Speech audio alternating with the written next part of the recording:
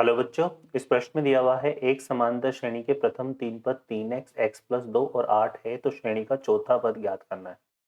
चलिए बच्चों, इस प्रश्न को हल करने के लिए देखिए हम क्या करेंगे। यहाँ पर हमें किसकी बात हो रही है? समांतर श्रेणी की बात हो रही है। ठीक है, तो समांतर श्रेणी में अगर हम देखेंगे तो अगर हमारे पास पद है कुछ इस तरह से a1 coma a2 coma a3 coma, इस तरह से अगर समांतर श्रेणी के पद हो तो जो a1 है अगर उसको हमने a ले लिया तो a2 हमारा कैसे परिभाषित होगा? a प्लस डी से।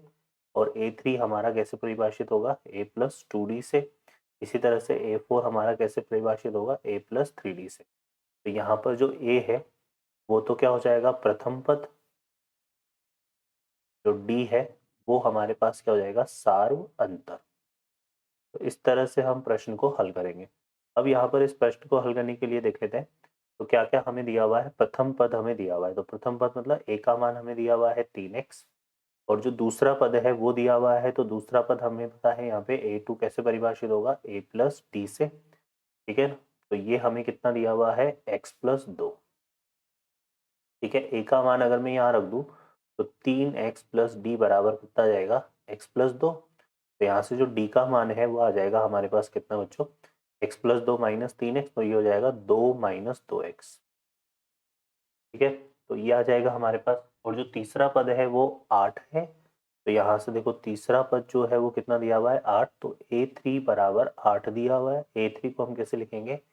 a प्लस टू डी से। ठीक है, अब यहाँ पर a का और d का मान रख देते हैं, तो देखिए हमारे पास कितना जाएगा? a का मान कितना है? 3x प्लस टू, और d का मान हमने निकाला 2 माइनस 2x, ये आ जाएगा 2 माइनस 2x। ये किसके बराबर है? 8 के बराबर। इसको हल करते हैं तो ये हो जाएगा हमारे पास 3x प्लस का 4 और माइनस का 4x बराबर 8। 4 को इस तरफ लेकर आएंगे तो ये आ जाएगा माइनस के x बराबर, यहाँ से कितना आएगा? 4। तो x का जो मान है वो कितना हो जाएगा बच्चों? -4। ठीक है, ये x का मान आ गया हमारे पास। इस x के मान को अगर हम प्रथम पद a में रखेंगे तो जो हमारे पास पहला पद है वो कितना हो जाएगा? a बराबर क्या था? 3x, तो ये आ जाएगा 3 इंटू -4। तो a का मान कितना हो जाएगा? -12। ठीक है, हमें चाहिए इसमें कौन सा? चौथा पद चाहिए। चौथा पद हमारे पास क्या? और d का मान भी निकाल लेते हैं। तो d का मान क्या था हमारे पास? 2 माइनस 2x था।